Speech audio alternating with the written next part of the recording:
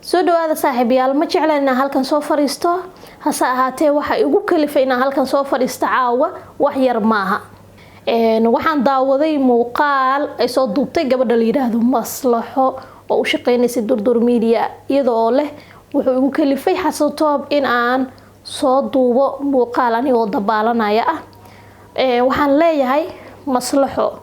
walaashay macaan qof ma qasbi karo markii runta laga hadlo qof walba wuxuu isaga rabo uu sameeyaa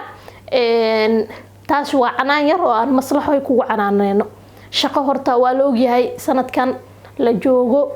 waliba Muqdisho aad ku sii sugan tahay sida aad shaqo ku heshay waa runteed way adag tahay hase ahaatee maanta Maslaxo wax loogu guumeysto Durdur Media nooga shaqeeyo $100 qaado ma jirto Durdur Media nooga shaqeeyo $100 qaado maanta wax loogu guumeysto ma jirto Maslaxo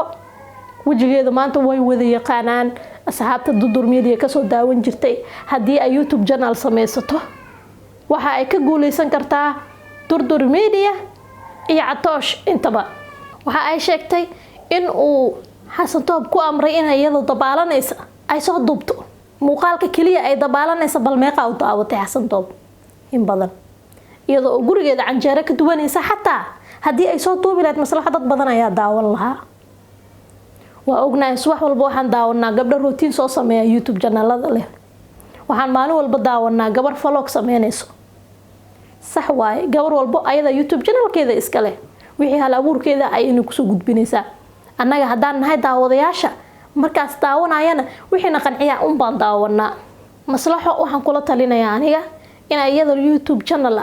u gooni ay sameysato sidoo kalena ay ka maaranto inay qof wax $100 iyo wax lamid ay ugu shaqeyso waxaan ka codsanayaa asxaabta channelkan Guuleed Maarso in hadii ay arkaan Maslaxo oo YouTube channel sameysatay in ay subscribe-ka ayna kala hagranin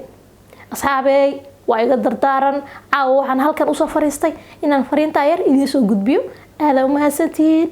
marka gabadhaas fariintan intaas la iga gaarsiiyo in ay sameysato YouTube channel iyada ay xor u tahay